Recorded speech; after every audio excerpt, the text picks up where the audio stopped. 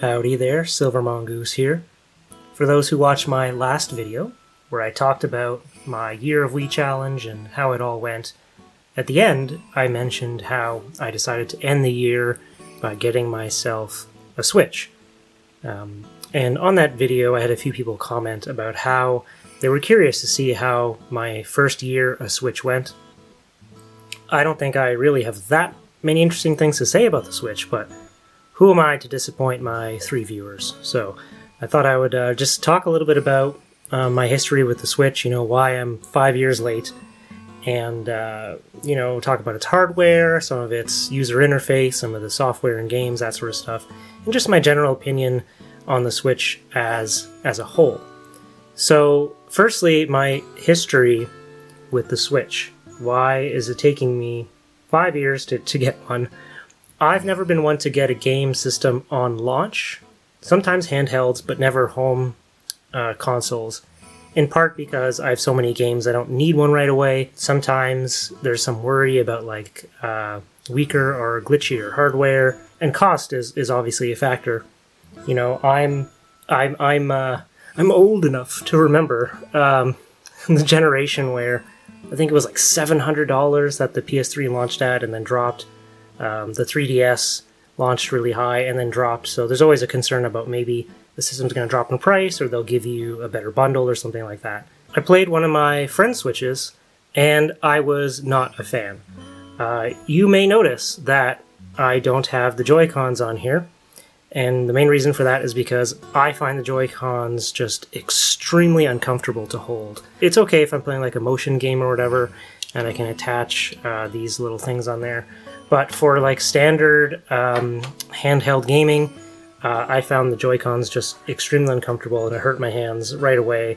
I tried playing Splatoon 2, it wouldn't connect. I tried to play ARMS. It just felt painful to play ARMS. So my first experience with the Switch was not good. It seemed kind of glitchy and clunky and didn't feel good. And it was expensive as well.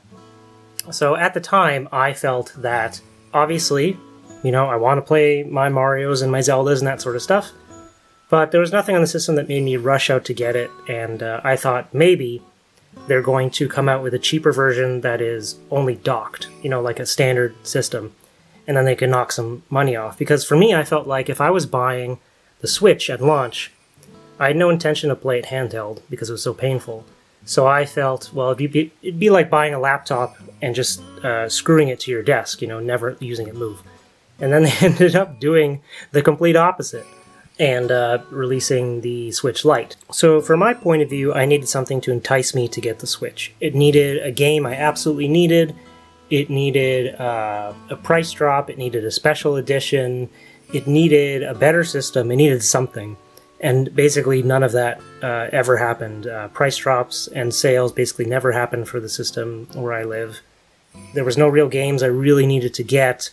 The special editions that all came out, I thought they're not great. I don't like any of the special editions for the Switch. So, and a new system wasn't happening. So I thought, all right, it's been 5 years. There's been enough games coming out for the system that can justify it for me. It's clear they're not going to come out with a docked-only version, and now there's accessories like these that you can use.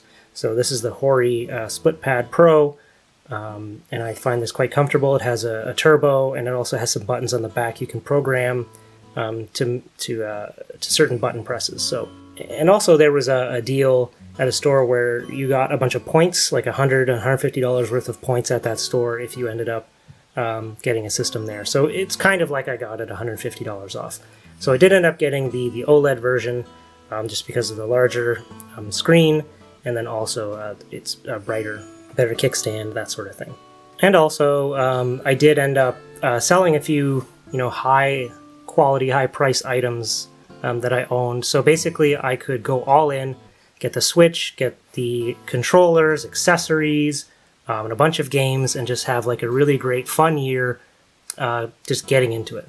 So, what do I think of the hardware of the Nintendo Switch? As far as the core system itself goes, no issues with that. I'm not someone who's going to say, a system has to be more powerful or more this or more that hardware-wise. the screen is nice, and as long as you program well for it, it runs well. You can have amazing looking games on terribly crafted systems and vice versa. It just, for me, it clearly comes down to what the developers are willing to put effort into. I think that the core system of hardware is perfectly fine. As far as the Joy-Cons go, not a fan. I think that they're neat, right? Like the whole system of being able to attach it, detach it, attach these things, use them as little side controllers. I think that that's actually really cool, the fact that they have lots of motion control and rumble. I think that that's all neat. I think that they're a neat piece of hardware. However, I do think they're quite uncomfortable for adult hands, and the lack of a D-pad is kind of a bummer. It's another reason why I got the Hori Split Pad Pro. And also the drift. Like, it's been 5 years. Drift is still a thing. I think, I don't toss this phrase around, but I think it's a disgrace. I think, honestly, Nintendo should be ashamed that drift is still such a prevalent thing all these years later. I remember when the Wii came out, it didn't come with like the rubber casing, and it didn't come with straps. And they said, you know what, that was a mistake. Send us a letter or email us with how many controllers you have. We'll send you the stuff for free. And I don't think that Nintendo really has the same mentality as they used to in terms of, I don't know. I think like they don't have to maintain the reputation like they used to. I'm not sure if that makes sense, but I feel like they don't care that there's a drift, and it's been years. And I feel like this is a new Nintendo thing. I'm trying not to going to be too much of an old man and be like, oh, this isn't like my Nintendo. But I do think like the Switch was basically what a lot of people wanted. People wanted a powerful handheld, and they wanted all this crazy Switch stuff, and they did it. And I think that it's neat, but I think the Joy-Con thing is an absolute disgrace. And they should really have fixed it a long time ago. As far as like this controller goes, great controller. It feels heavy, like it feels like you're getting your value's worth with this system. This controller, very comfortable. I do really like the home button there, and I like how the L&R is very clicky and nice as well. So this controller is fantastic. Split Pad Pro I like. The system itself, pretty good. I do have to say, I do have an issue with the stand where I feel like it topples over forward. Like it's hard to push backwards, but forward it seems to almost have, it's this little lip here. I feel like, you see that? I feel like that's enough just with the weight to tip it over. And the fact that you have to dock it in there, it doesn't really fit in my TV unit, so that's also an issue. Not a huge concern, but it's something worth talking about. As far as the user interface goes, my goodness, is it bland and boring. I remember when I first saw this, when it first released, I thought this has to be just a placeholder or something for them rushing the hardware out. But nope, this is this is what it is. So boring and bland, especially compared to like I'm a big fan of the DS to Wii U generation, where the DS family, you had the Wii and the Wii U, and say what you will about those generations, but those systems had personality, like even you go into the eShop here, it's just a back and forth line, whereas previously there was that little, game that you could play or played cool music, and seeing as we're on the store, let's talk about the store. Let's go to recent releases here. There's a huge issue on here, which didn't used to exist, I feel like, on Nintendo systems, where they'll have, like, these things that just re-release over and over and over with different editions that are, I think, the same, just with huge sales, so they're always on the front. There's, same with this one, the NOS. There's, like, collections of little puzzles, just lots of, like, and I haven't played any of these games, so I can't say, but it appears to be a lot of just shovelware and junk. A lot of like these hentai puzzle games are always showing up, and it's a shame because it kind of discourages me from looking at some of these smaller games, which might actually be good and have a lot of heart into them, but a lot of them just really feel like cash grabs, and good games just get lost in this sea of just re-releases and huge sales on bad games, and just it's I don't know, it's just not a fan. There was mostly good things from what I remember on the eShops from the previous generations. There wasn't much on there. Speaking of the digital games, you don't have the virtual console anymore. You have this kind of service fee where you have to have the account to play these games. And there's some good games on there, but I can't help but feel like, I don't own any of these. And I guess technically I didn't own them if I bought it on the Wii either. If I bought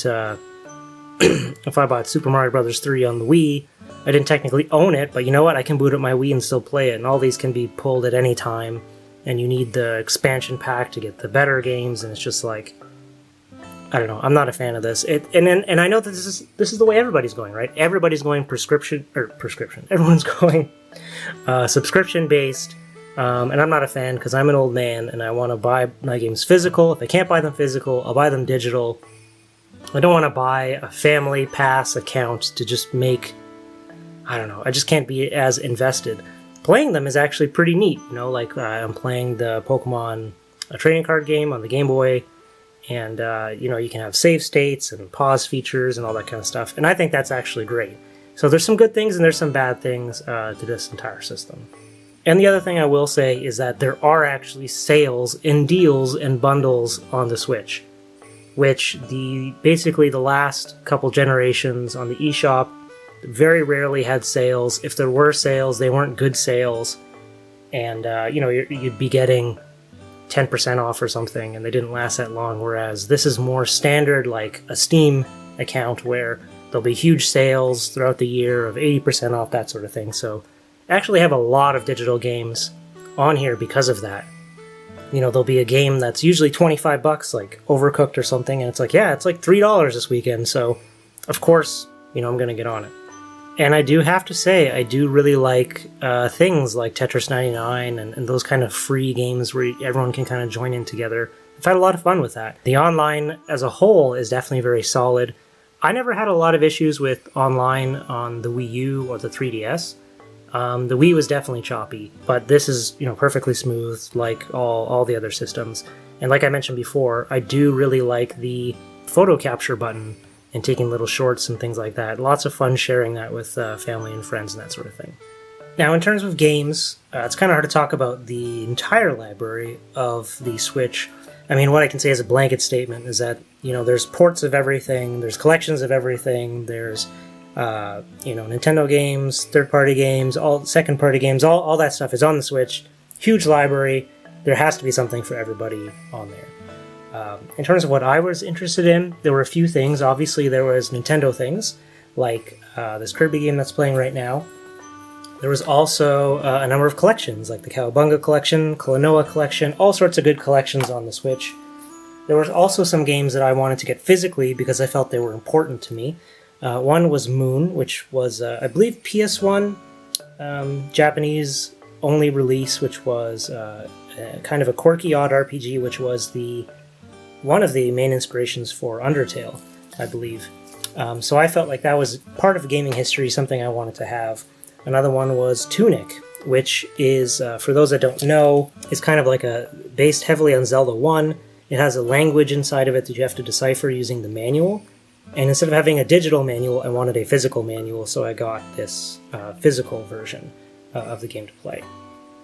And some of the games that I enjoy throughout the year, not Pokemon Snap, this is just to remind me to talk about Pokemon Violet, which is a game that I've lent out to somebody right now, but overall, I hadn't played a Pokemon game since, really gotten into one since Gold and Silver. It has its ups, has its downs, but similar to the Joy-Cons, I think that that game is embarrassing in terms of the glitches, in terms of the visuals.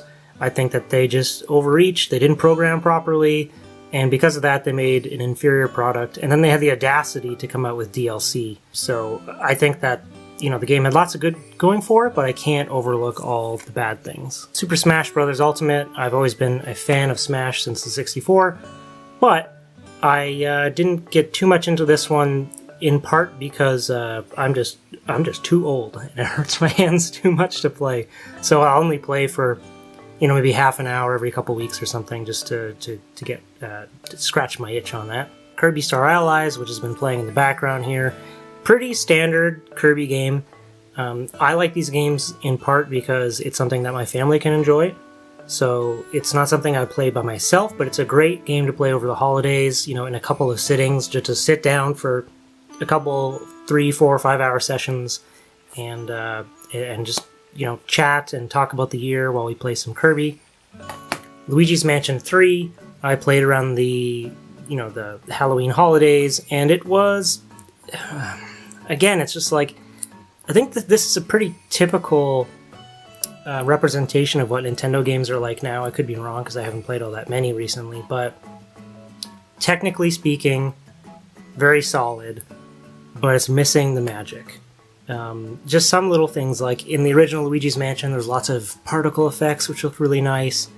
There was a button where if you pressed it, then Luigi would call out for Mario, and if like your health was full, he'd go like, Mario, and if it was really low, he'd sound like he was terrified and about to die. But in this game, the Mario pressing button is there, which is great, but it's the same no matter what, as far as I can tell. Also, sometimes his mouth doesn't move. And I think also in Luigi's Mansion 3, there was a lot of huge spikes in difficulty. The bosses were frustrating. But overall, like, I don't know. Technically, mostly well built, but it's missing the magic, and it feels like it wasn't really play tested a lot. You can tell like this wasn't made by like a core Nintendo group. I think this is the same group that made Luigi's Mansion 2, which I believe is from somewhere in Canada, maybe Vancouver. I could be wrong. This is all like just off the cuff. I did no research for this. I enjoyed most of Luigi's Mansion 3, but I have no desire to play it again, whereas the GameCube one, I'll play again every couple of years, like forever. Animal Crossing, very big in my family. If it wasn't for them, I probably wouldn't play this as much as I did. Again, like, technically way better in every way. You can do all these things that you couldn't do in previous games, but for me, the magic isn't there, and the magic was dealing with the characters, but all the dialogue seems kind of stilted in this game. And maybe that's just me with nostalgia glasses, but I feel like there's been some people that have done videos and talked about how, like, they focused a lot on the things like the terraforming, which is great, but the fact that they added recipes and added Nook points and terraforming kind of turns it into a game I'm not interested in.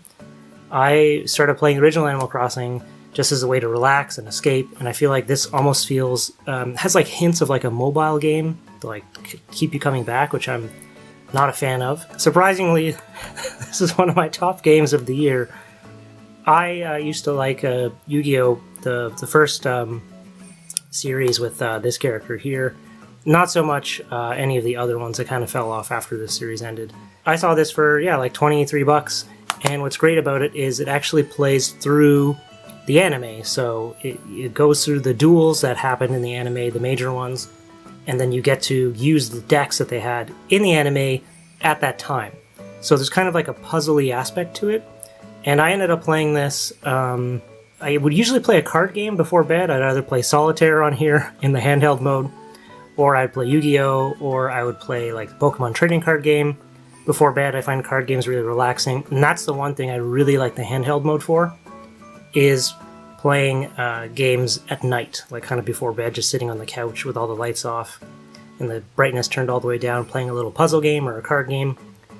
So I played through this anime, and I think some of this anime, and then I just stopped because it got crazy. But even just playing this one, I got lots of content out of this, really enjoyed it.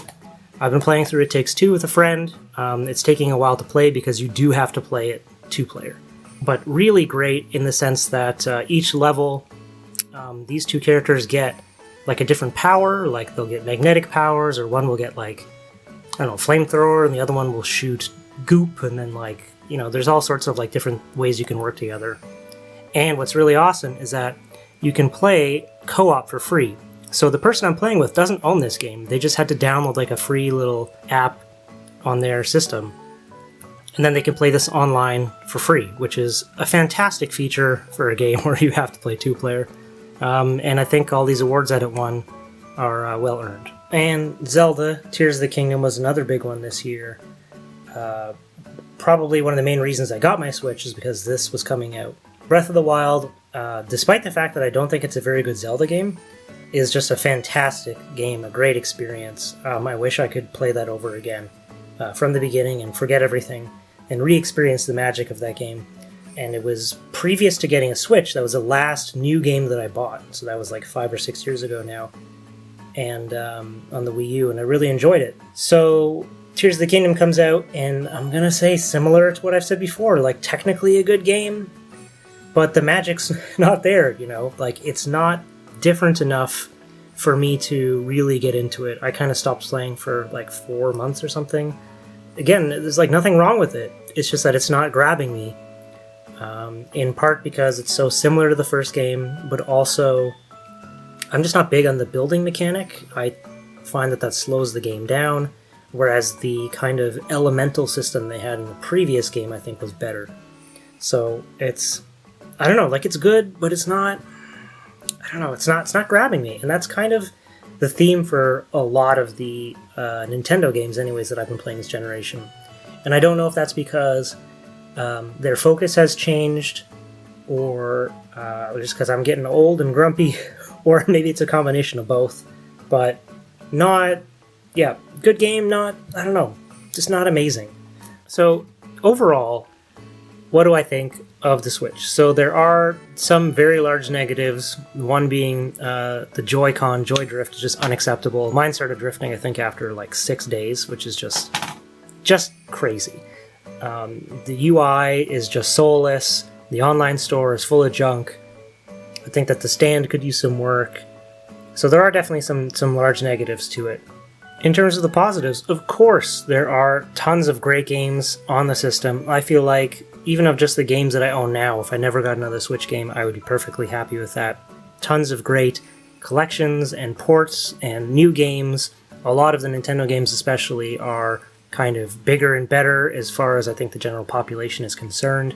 They're trying new things. And I think the switching aspect of the system is actually really cool. The fact that you can take the controllers off, play it on your table, plop it into the stand, and then right away it goes onto your TV. There's no like lag or anything between that. So overall, I think it is a good system, despite the fact that I have focused a lot on the negatives. That's because the positives are, you know, great game, system works well, no complaints there, but I do think that this is like simultaneously like the most Nintendo-y system they've made and the least Nintendo-y system they've made, if you know what I mean, in terms of I feel like it's a lot of fan-pleasing and trying to please the stockholders, but it also, you know, clearly they're doing stuff that people like. As I've mentioned in my last video, this year was very difficult for me in a lot of ways, and I didn't nearly have as much time to play games as I would have liked. And maybe if I would have had more time with it, I would have enjoyed it more, really gotten into it. You know, at the beginning of the year, I really wanted to get into the Switch and get into cozy games and just really dive into the library that I missed out on. And it just didn't work out the way I wanted to. I think a lot of the issues I do have with the Switch are more about the industry as a whole and less to do with the Switch itself. I do think it's still worth getting. Lots of great experiences to be had, and I've enjoyed my time with it. So I hope that wasn't too boring. Like I said, I don't think I had anything too special to say about the system, but people were curious, and hopefully next year is less crazy and I can put out some more videos. If nothing else, edit and release the videos that I recorded this year. I recorded probably 3 or 4 other videos kind of in March, and I never ended up actually releasing them because I didn't have the time. So I hope that whatever your holidays hold, you have some time for gaming and times for friends and family. And I hope that you have a great New Year. This has been Silver Mongoose Videos, and remember, classic gaming never gets old.